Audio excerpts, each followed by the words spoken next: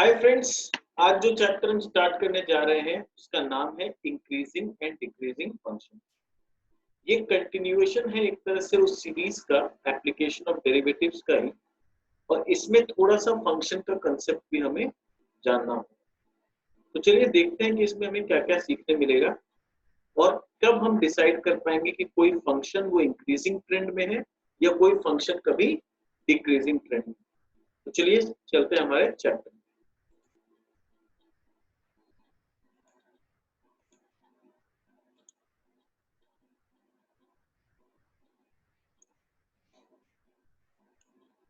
Chapter is increasing and decreasing function. तो पहले इनका डेफिनेशन समझ लेते हैं और फिर इसका वर्कआउट करके हम देखेंगे कि इसको अप्लाई कैसे करते हैं। Definition of increasing and decreasing functions.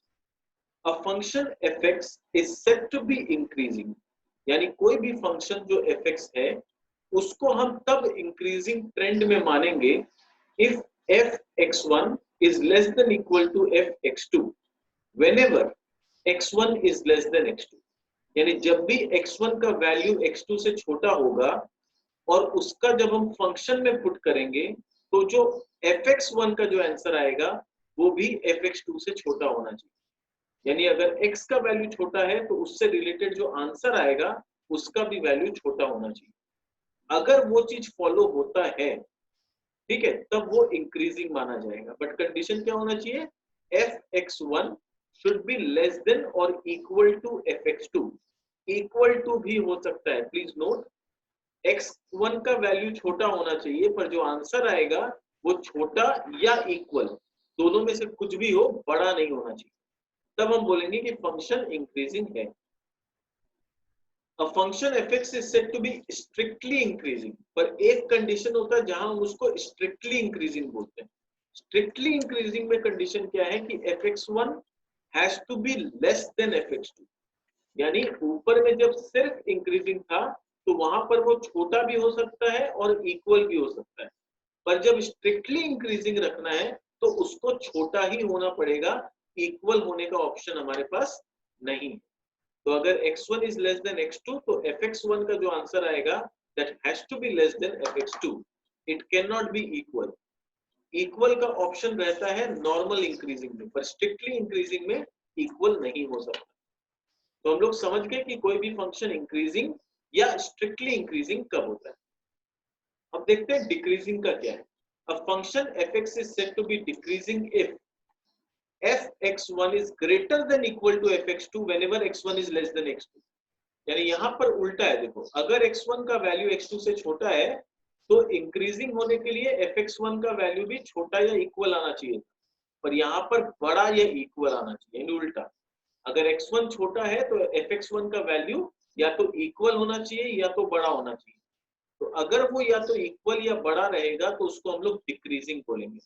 और सिमिलरली स्ट्रिक्टली डिक्रीजिंग अगर रखना है तो इक्वल वाला ऑप्शन रूल आउट हो जाएगा। It has to be more than fx2, यानी fx1 has to be more than fx2 if x1 is less than x2।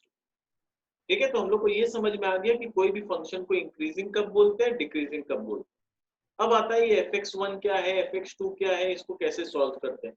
तो वो हम लोग चलो सेल्फ सॉल्व करके सीखेंगे। तो इससे रिलेटेड थ्योरम क्या है पहले पढ़ लें।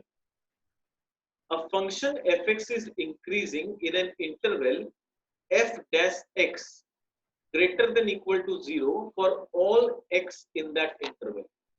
यानी कोई भी फंक्शन fx जो होता है वो इंक्रीजिंग तब माना जाता है अगर उसके f dash x, यानी उसको जब डेरिवेटिव करेंगे तो उसका जो रेंज आएगा वो ग्रेटर देन इक्वल टू 0 होगा with in that given interval.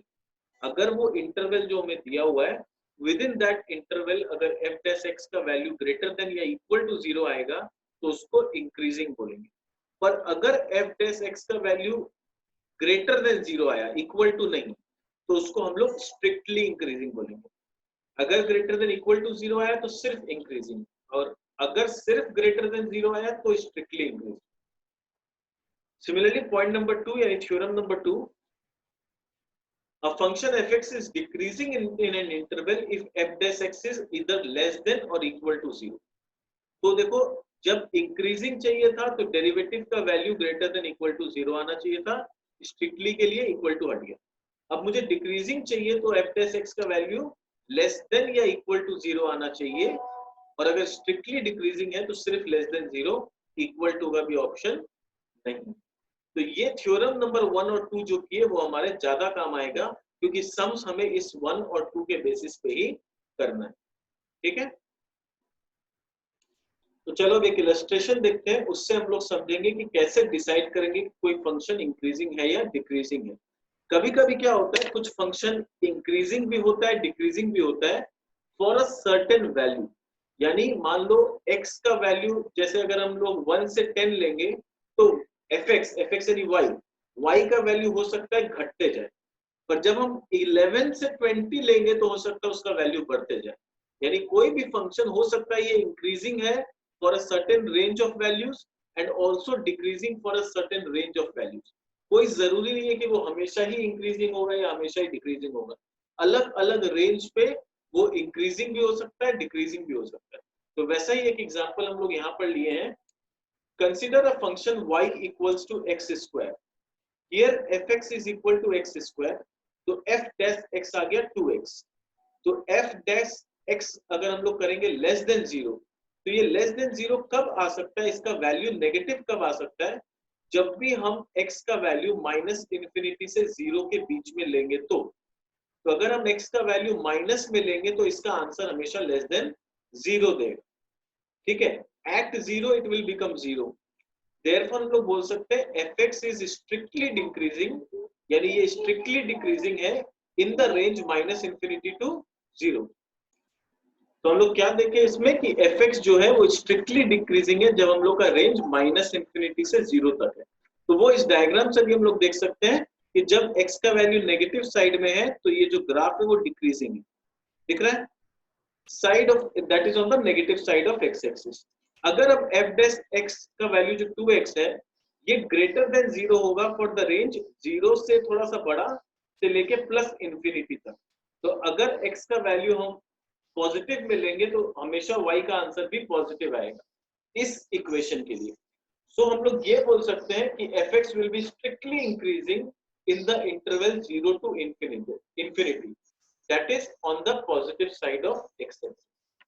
तो ये एक इलस्ट्रेशन था जहां पर हम देखें कि इक्वेशन इंक्रीजिंग फंक्शन में भी हो सकता है या डिक्रीजिंग में भी हो सकता है। अब एग्जांपल देखते हैं कि इसको सॉल्व कैसे करते हैं। तो यहाँ पर ध्यान से देखना, ये बहुत इंपॉर्टेंट क्वेश्चन है। Question important in the sense कि हम लोग पहली बार है कि जो क्वेश्चन सॉल्व कर रहे हैं। ये सब तो क्या था, कंसेप्ट था, जो कंसेप्ट दे रहे थे, इसमें सॉल्विंग कुछ नहीं। अब सॉल्विंग करेंगे।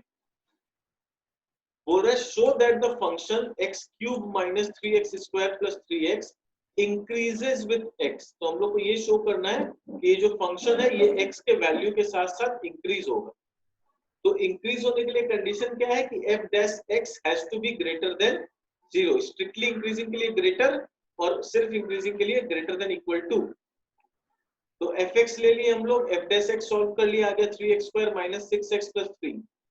अब यहां से क्या किया हम लोग, 3 को कॉमन ले लेंगे। अब ये चीज बहुत इंपॉर्टेंट है, इसको ध्यान से समझना। 3 को कॉमन लेके हम लोग बाकी जो क्वाड्रेटिक इक्वेशन बनेगा उसको होल स्क्वायर में कन्वर्ट करने का कोशिश करेंगे, क्योंकि एक चीज हम लोग जानते हैं कि किसी भी चीज का होल स्क्वायर कभी भी नेगेटिव नहीं होता। तो इसीलिए हम लोग कोशिश करेंगे होल स्क्वायर में कन्वर्ट करने का। तो 3 को कॉमन लिए तो बचा मेरे पास x square minus 2x plus 1। तो ये आ गया 3 इंटू एक्स माइनस 1 का whole square which is greater than 0।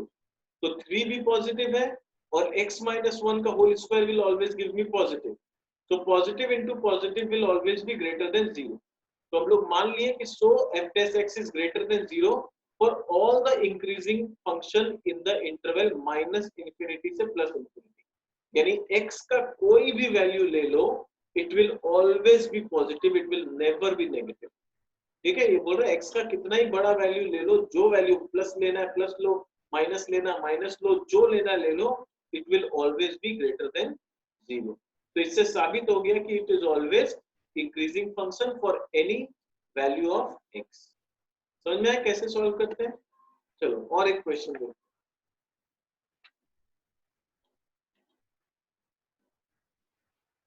इस बार रेंज वाला क्वेश्चन क्या दिखा रहा है, show that the function fx equals to 5 plus 24x minus plus 3x square minus x cube is an increasing function in the interval -2 to 4। यानी ये बोलना क्या चाह रहा है मैं बता दूं, ये बोलना चाह रहा है कि ये जो इक्वेशन हम लोग को दिया हुआ है, अगर हम x का वैल्यू -2 से बड़ा, देखो ये क्लोज्ड ब्रैकेट नहीं है, अगर हम लोग फंक्शन याद हो तो हम लोग को पता होना चाहिए क्लोज्ड ब्रैकेट और ओपन ब्रैकेट। इसको समझ लो एक बार, जब हम लोग ऐसे लिखते हैं 2 और 4 तो इसका मतलब 2 less than x, x less then 4।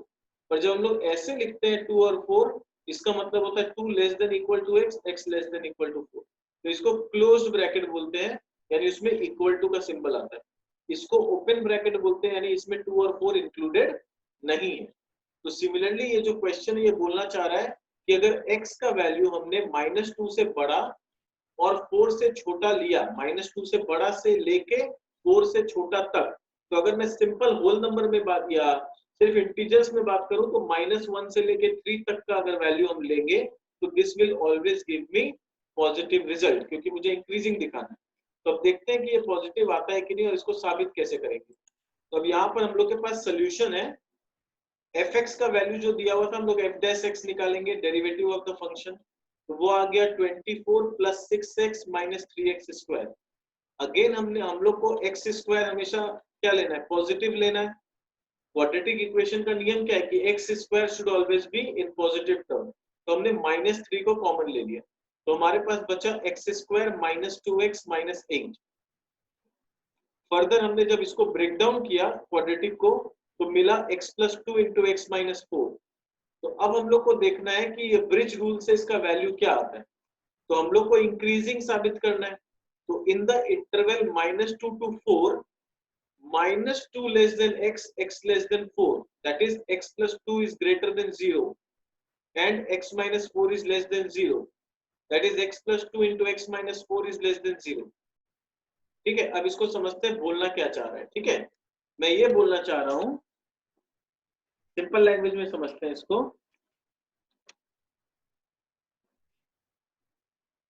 यहाँ पर कॉपी में मैं दिखाता हूँ क्या करना है।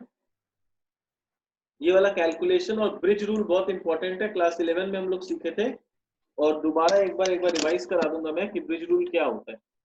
अभी हम लोग के पास जो सिचुएशन है, सब कुछ फैक्टराइज करके हम यहाँ पहुंचे, -3 x प्लस 2 x माइनस 4। ठीक है, अब ये ओवरऑल चीज यानी ये जो f डैश x है that has to be greater than 0, इसको ग्रेटर देन 0 होना पड़ेगा। अब अगर इसको ग्रेटर देन 0 बनाना है तो मुझे अगर एक नेगेटिव मेरे पास है तो ये जो रिमेनिंग पोर्शन है इसको भी नेगेटिव साबित करना होगा, तभी माइनस माइनस प्लस आएगा। एक ऑलरेडी माइनस है तो इसको भी माइनस बनाएंगे तभी तो पॉजिटिव रिजल्ट मिलेगा। तो मेरे को ये देखना है कि x plus 2 into x minus 4 less than 0 किस रेंज में होते हैं। तो अब मेरे को क्या करना है, अगर मैं इसको एक बार के लिए इक्वल टू 0 मानूं तो मुझे जो आंसर मिलेगा x का -2 और 4 मिलेगा। तो वो मेरे ब्रिज रूल के लिए क्रिटिकल पॉइंट्स हो जाते हैं। -2 लेफ्ट में लिखते हैं, 4 को राइट में लिखेंगे। छोटा नंबर हमेशा लेफ्ट, बड़ा नंबर हमेशा राइट। फिर हम लोग कैसे साइन देते हैं, यहां से चालू करेंगे प्लस, फिर यहाँ माइनस, फिर यहाँ प्लस। तो अब अगर मुझे लेस देन 0 देखना है यानी मुझे नेगेटिव वाले रीजन को ढूंढना है, और अगर मुझे ग्रेटर देन 0 लेना होता तो मुझे पॉजिटिव वाले रीजन को लेना होता। तो पहले मैं इस सम को सॉल्व करता हूँ फिर पॉजिटिव का बताऊंगा। तो मेरे को x plus 2 into x minus 4 less than 0 चाहिए ताकि ये नेगेटिव मिले और नेगेटिव नेगेटिव को मैं ग्रेटर देन 0 साबित कर पाऊं। तो ये लेस देन 0 मुझे कब मिलेंगे, जब x का वैल्यू मुझे मिलेगा -2 less than x, x less then 4, यानी रेंज हो गया -2 से लेके 4 तक। तब ये वाला पोर्शन मुझे नेगेटिव मिलेगा एंड अल्टीमेटली जो ओवरऑल f डैश x है वो मुझे पॉजिटिव मिलेगा। तो मैं क्या लिखूंगा कि मेरे को ये चाहिए -3x plus 2 into x minus 4 has to be greater than 0। So f dash x is greater than 0 in the interval -2 less than x and x less than 4।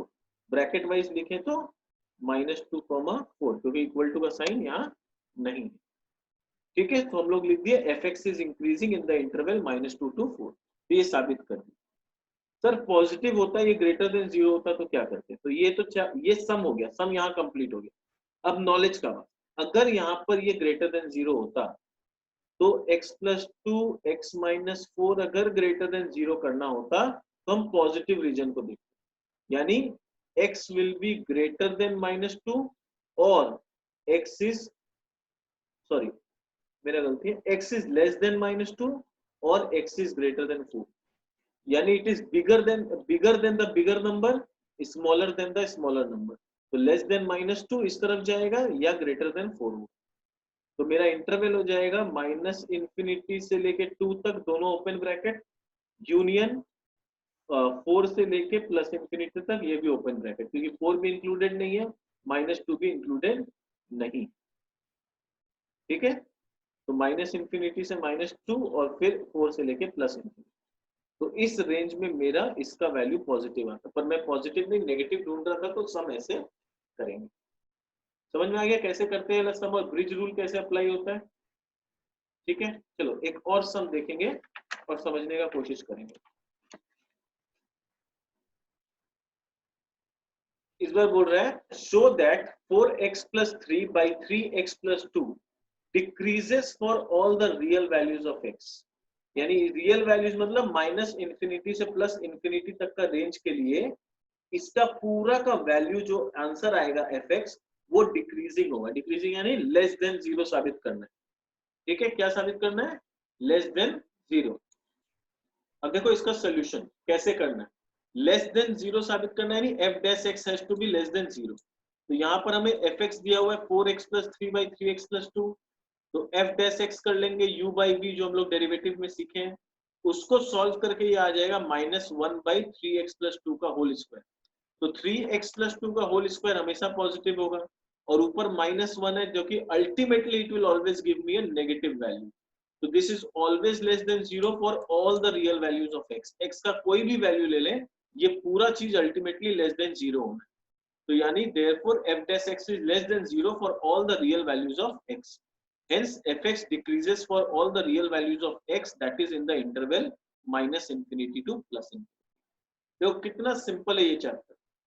ठीक है, थोड़ा बेसिक डेरिवेटिव का नॉलेज होना चाहिए और हल्का फुल्का इंक्रीजिंग डिक्रीजिंग जो थ्योरेटिकली मैंने समझाया वो पता होना चाहिए, ब्रिज रूल पता होना चाहिए, हम लोग आराम से कोई भी सम्स कर पाएंगे। एक और सम लेते हैं, क्लियर होगा। ठीक है, इस बार देखो क्वेश्चन क्या है। इस बार क्वेश्चन है show that fx equals to log 1 plus x plus 1 by 1 plus x is increasing function in the interval 0 to infinity।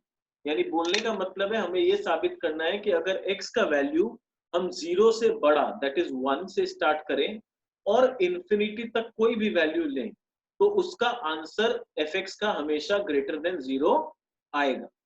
ठीक है, तो अब इसको कैसे साबित किया जाए? हम लोग f डैश x को ग्रेटर देन 0 करके सॉल्व करेंगे और ब्रिज रूल से ये रेंज निकालेंगे। चलो देखते हैं कैसे करते हैं। तो चलिए यहाँ पर देखते हैं सॉल्यूशन क्या है। Given fx equals to log 1 plus x plus 1 by 1 plus x, ये हम लोग को क्वेश्चन दिया हुआ है, हम लोगों ने डेरिवेटिव निकाल लिया। तो log 1 plus x का आ गया 1 by 1 plus x और प्लस 1 by 1 plus x का आ गया -1 by 1 plus x का होल स्क्वायर। ये सब कुछ u by v, ये log वाले से आया, u by v से आया। अगर यहाँ पर ये सब सॉल्विंग में आपको प्रॉब्लम हो रहा है तो आप पहले डेरिवेटिव में जाओ और डेरिवेटिव का कैलकुलेशन को थोड़ा सा रिवाइज करके फिर इस चैप्टर में आओ, तब ये चैप्टर इजी लगेगा। इस चैप्टर का अपना कोई बहुत बड़ा इंपॉर्टेंस या कैलकुलेशन नहीं है, सिर्फ डेरिवेटिव का बेसिक कैलकुलेशन आना चाहिए, उस पर कमांड होना चाहिए, तब आसान लगेगा। तो f डैश x निकाल दिए, उसको एलसीएम लेके सॉल्व कर दिए, आया x by 1 plus x का होल स्क्वायर। अब ध्यान से देखो कि इसको मुझे ग्रेटर देन 0 साबित करना है, तो मुझे ये ढूंढना है कि x का कौन सा वैल्यू मैं लूं ताकि ये हमेशा ग्रेटर देन 0 आए। अब कॉमन सेंस का बात है कि नीचे जो 1 plus x है वो होल स्क्वायर में, तो नीचे तो x का वैल्यू मैं कुछ भी ले लूं ये पॉजिटिव ही आएगा, तो नो प्रॉब्लम अबाउट दैट। पर ऊपर में अगर x का वैल्यू मैं माइनस में लूं तो ओवरऑल आंसर माइनस हो जाएगा, लेस देन 0, वो मुझे चाहिए नहीं।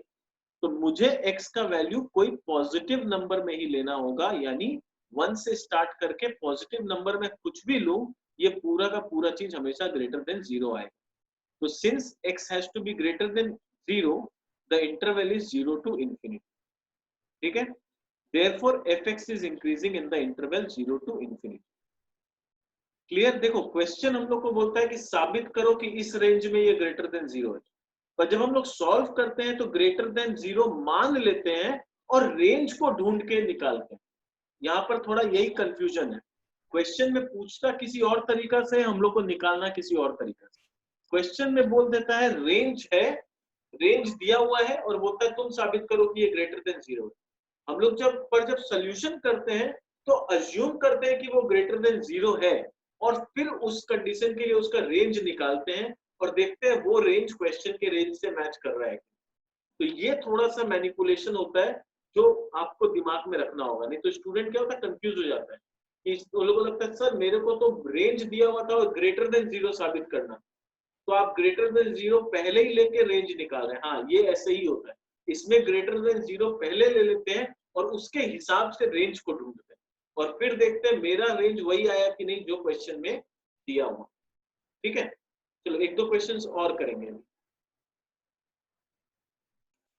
चलो अब देखते हैं क्वेश्चन नंबर 4 क्या बोल रहे हैं। Show that f x is equal to x cube minus 6x square minus 36x plus 7 is increasing in the interval minus infinity से लेके माइनस 2।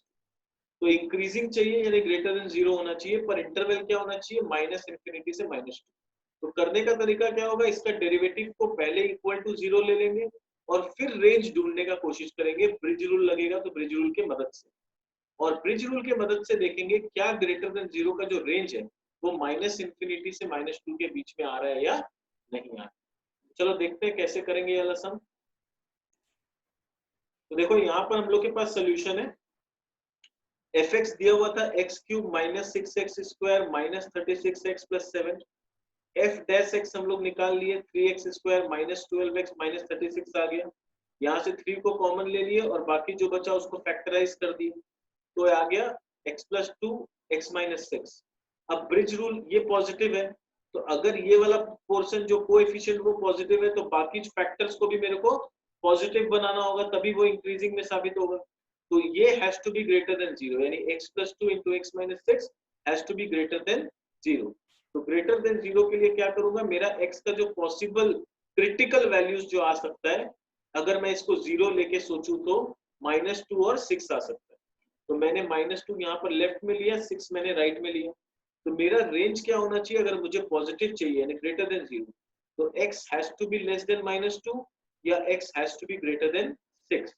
तो fx is increasing in the interval minus infinity से लेके -2 और that is union of 6 से लेके infinity. तो एक रेंज माइनस इंफिनिटी टू -2 है, दूसरा रेंज 6 से प्लस इंफिनिटी है। मेरे को जो साबित करना था वो खाली माइनस इंफिनिटी से -2 वाला लेना था कि that is one of the range. तो ये साबित हो गया कि हाँ इस रेंज में ये इंक्रीजिंग है। दूसरा वाला आ गया पर ये हम लोग को साबित नहीं करना था, खाली यही वाला साबित करना, और ये साबित हो गया कि हाँ इस रेंज में ये इंक्रीजिंग है। ठीक है, समझ में आया कैसे सॉल्व हो रहा है क्वेश्चन। वन मोर, एक और सम करें। चलो एक और सम करते हैं। चलो इस बार क्वेश्चन नंबर 5 देखते हैं। इसमें इंटरवल निकालने बोल रहे find the interval in which the following function is increasing and decreasing. मतलब ये लोग बोल रहे हैं कि ये जो फंक्शन है ये इंक्रीजिंग भी हो सकता है डिक्रीजिंग भी हो सकता है। तो आप मुझे वो इंटरवल बताओ जिसमें ये इंक्रीजिंग है और वो इंटरवल बताओ जिसमें ये डिक्रीजिंग है। अगर दोनों है तो फाइन, अगर कोई एक है तो एक ही निकलेगा।